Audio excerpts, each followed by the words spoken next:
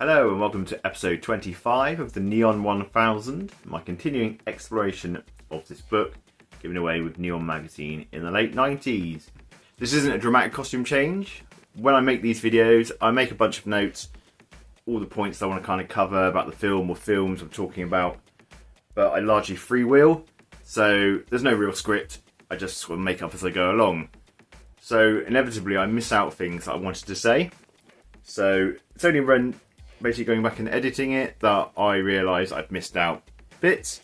So there's a massive chunk here of something I wanted to say which I missed out, so I'm going to add it in.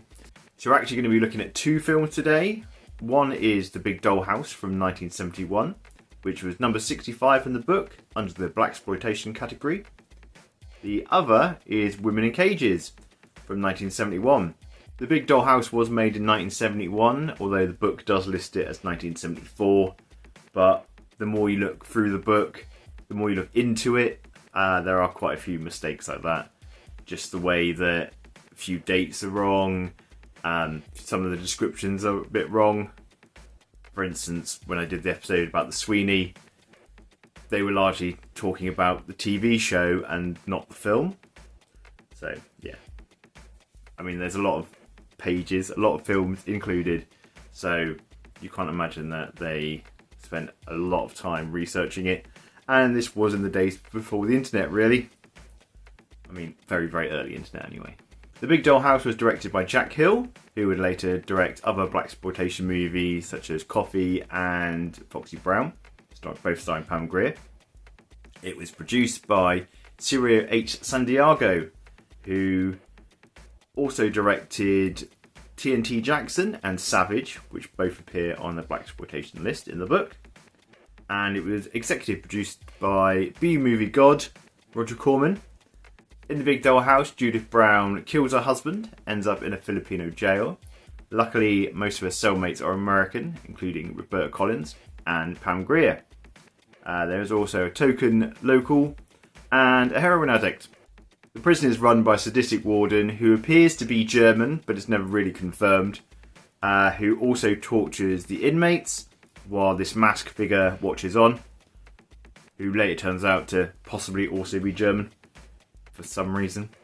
The inmates then plot an escape. And then in Women in Cages, also made in 1971, Jennifer Gann is set up by her boyfriend, winds up in a Filipino jail. Luckily for her, most of her cellmates are American, including Judith Brown, who is again there for killing her husband, and Roberta Collins, who this time gets to play the junkie. And the final bed is taken up by the token local. The prison is run by a sadistic matron, this time played by Pam Grier, who tortures the inmates, who then decide to escape. Two completely different movies. Both movies were released in 1971. Both movies were produced by Cirio H. Santiago and Roger Corman. Both feature Roberta Collins, Judith Brown and Pam Grier, who incidentally in both movies plays a man-hating lesbian. And both were filmed in the same bunch of abandoned prison buildings, so even the locations are the same. Both films featured terrible acting from pretty much everybody involved, except maybe Roberta Collins and Judith Brown, but they're only really soap opera caliber actors. Surprisingly, neither of them made the jump to that, only really appearing in films of this kind of caliber. Everybody else involved, including Pam Grier, is here because they're attractive and willing to make these kind of films. Pam Grier is terrible in both films. She did improve, obviously, as time went on. For the rest of her career, she is largely a jobbing actor. She, other than Jackie Brown, didn't really have any major roles. She's only a bit part player.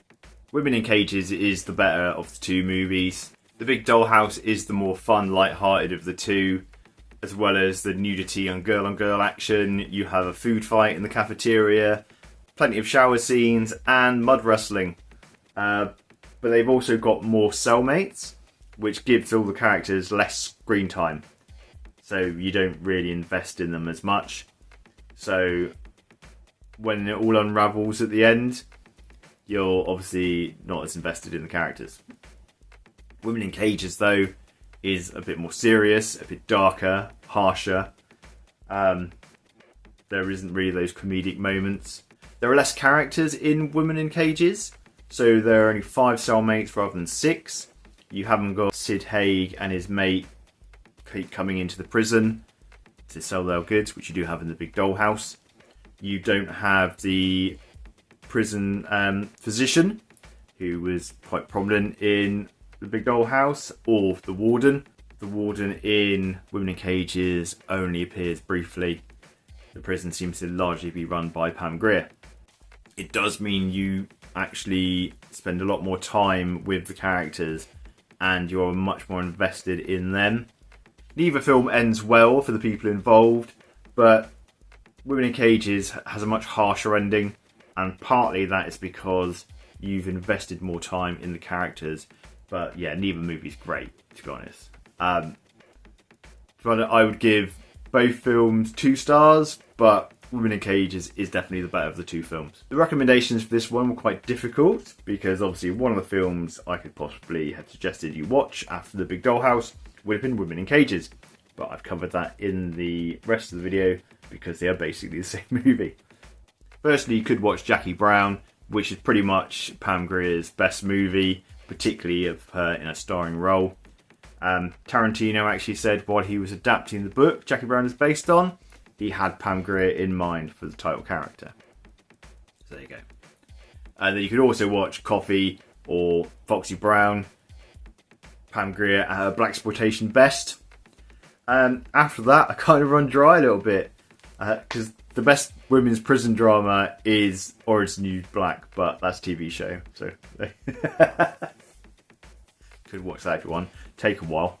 One I will probably be checking out myself though, which I found while I was deep diving into this, is a Japanese exploitation film called Female Prisoner 701 Scorpion from 1972, which is the first of a series of women in prison movies starring Scorpion. Apparently it's quite violent and also a little bit surreal. So, you know, apparently it's very much a cult movie in Japan. And it was the inspiration, or part inspiration, for Tarantino's Kill Bill. Maybe watch that one. Is that a recommendation if I've not seen it? No, whatever. So long, farewell.